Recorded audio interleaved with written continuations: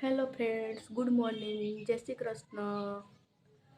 હજી સવારના ચા નાસ્તો કરી લીધો છે. હવે બાકીનું કામ કરીએ. સવારના 9 વાગી ગયા છે. હેલો ફ્રેન્ડ્સ, ગુડ મોર્નિંગ, જય શ્રી કૃષ્ણ. સોનલ લાઈફમાં તમારું સ્વાગત છે. પ્લીઝ ફ્રેન્ડ, તમને મારો વિડીયો ગમે તો લાઇક, શેર અને સબસ્ક્રાઈબ કરવાનું ભૂલતા નહીં. પ્લીઝ મને સપોર્ટ કરજો. અહીંયા મારે સવારના ચા નાસ્તો થઈ ગયો છે. અહીંયા હું વાસણ ઘસું છું તો તમે જોઈ શકો છો. મારે સવારમાં આટલા વાસણ રવિવારે હોતા નથી. આજે રવિવાર છે, પણ રાત્રે મીસા હેરાન કરતી હતી તો રાતના પણ વાસણ મારે ભેગા થયા છે અને સવારના ચાના વાસણ ભેગા થયા છે, એટલે આજે વાસણ વધી ગયા છે. તો સવારમાં મારે વધારે વાસણ હોતા નથી.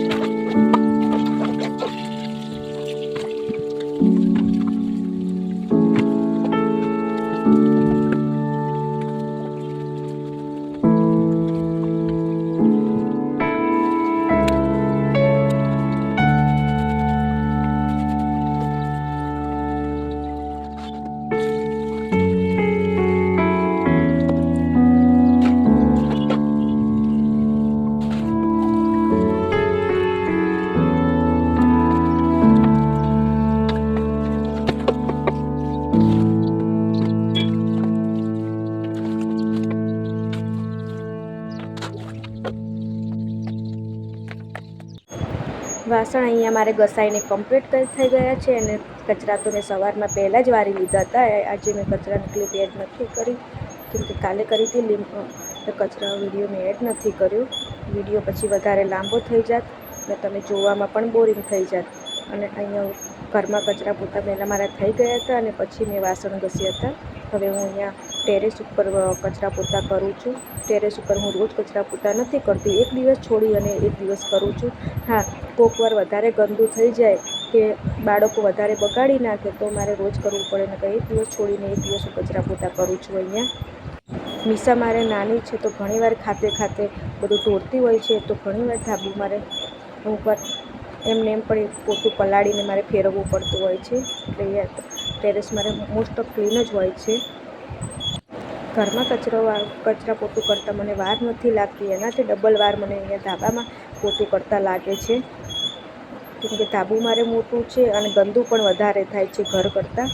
ઘરમાં હું કચરો વારું તો ખાલી મારે શેપર સિવાય બીજું કંઈ કચરો નથી નીકળતો. અને ધાબામાં મારે વધારે કચરો હોય છે, ઉડીને પણ વધારે આવે છે. અને આ ધાબામાં થાકી પણ જવાય છે કચરા પોતું કરતાં. કારણ કે મારે 2 સિઝેરિયન છે અને સિઝેરિયનવાળાને હંમેશા બેક પેઇન રહેતો હોય છે, તો તેના કારણે મને બેકમાં વધારે પેઇન થતું હોય છે. છતાં પણ મારે ધાબામાં પોતું કરવું પડે છે. અને હું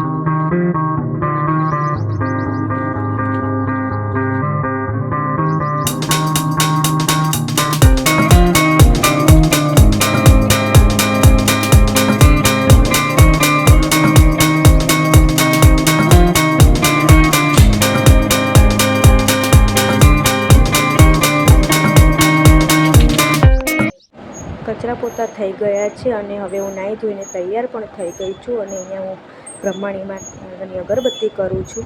તો અહીંયા પહેલાં મારે પેટી નહોતી તો હું ગેસ સ્ટવેથી અગરબત્તી પ્રગટાવીને લાવી છું અને અગરબત્તી કરું છું. અને પછી હું મારા બીજા કામ કરું. હા, હું રોજ અગરબત્તી નથી કરતી, એ પણ તમને કહી દઉં કે મને મીસા હેરાન કરતી હોય તો પહેલાં મીસાનું ધ્યાન રાખું અને પછી અગરબત્તી કરું છું.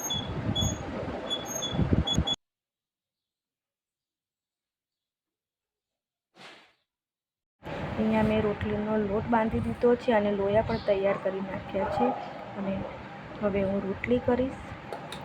હા, તો રોટલીનો લોટ, જો તમારે રોટલી ફૂલેલી એકદમ મારા જેવી સોફ્ટ બનાવવી હોય તો રોટલીનો લોટ, એમાં થોડું તેલનું અટામણ અને મેં મીઠું ના એડ કર્યું છે અને લોટ બાંધીને 10-15 મિનિટ મૂકી દેશો તો તમારે રોટલી વણતા વાર પણ નહીં લાગે અને બધી રોટલી એકદમ ફૂલકા બનશે.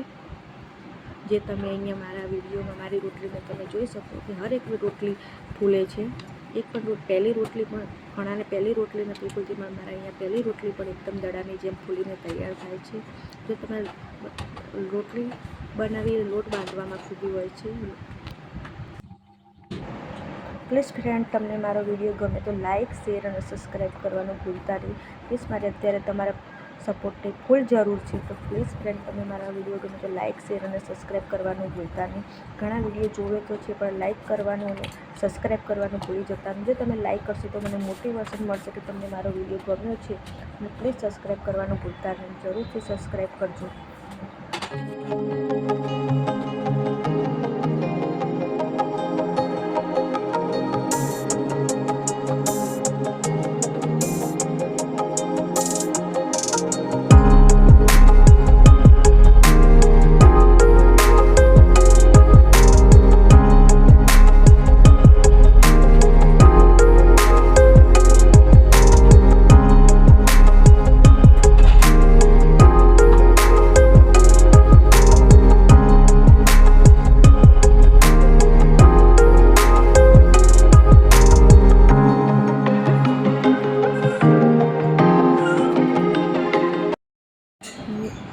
અહીંયા મારે ચણાની દાળ બફાઈને તૈયાર થઈ ગઈ છે.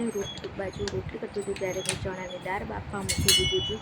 તો અહીંયા હું ચણાની દાળ બફાઈને તૈયાર થઈ ગઈ છે. હા, અહીંયા ચણાની દાળ શાક બનાવવાનું છે. તો અહીંયા ચણાની દાળ તમારે અસ્પેશિયલ બાફવાની છે, એકદમ સોફ્ટ થઈ જાય તેવી નથી બાફવાની. તો અહીંયા ચણાની દાળ હું એક બાઉલમાં કાઢી દઈશ.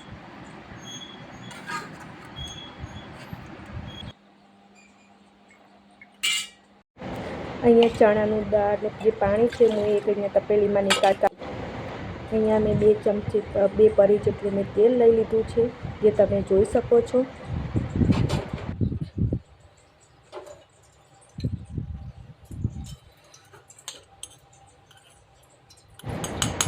હવે અહીંયા હું લસણ જે કાપેલું છે એ લસણ હું અહીંયા તેલ થઈ ગયું છે તો લસણ હું એડ કરી દઈશ. અહીંયા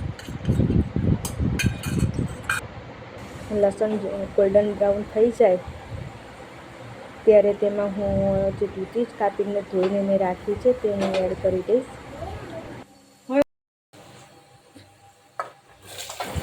અહીંયા મેં દૂધી એડ કરી દીધી છે. હવે તેમાં હું મસાલા કરી દઈશ.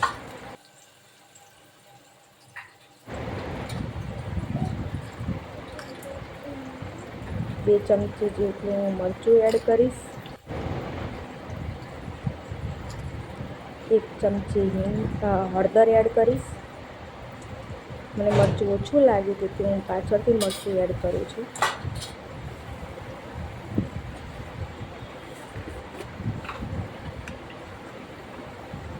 હવે હું અહીંયા અડધી ચમચી જેટલું મીઠું એડ કરીશ કે ઓલરેડી દાળ બાફવા મૂકી હતી તેમાં મેં મીઠું એડ કરી હતું એટલે અહીંયા હું મીઠું વધારે પડતું એડ નહીં કરું. એમાં એને સારી રીતે હલાવી દઈશું અને થોડું ગેસ ચડાવી દઈશું અને પછી તેમાં હું પાણી રેડીશ. તો અહીંયા પાણી હું જે દાળ બાફવા માટે લીધું હતું એ જ પાણી હું અહીંયા એડ કરીશ.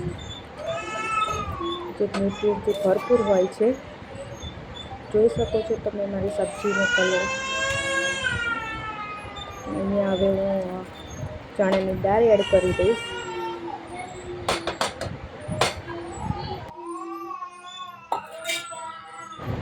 અહીંયા મીસા મારી સાઈડમાં રોઈ રહી છે તો રિયાઝ પણ તેને રમાડે છે. રિયાઝ તેને રમાડતો જાય છે અને તે પોતે પણ રમતો જાય છે. હવે કુકરનું ઢાંકણું બંધ કરીને 2 સીટી વગાડી લઈશું.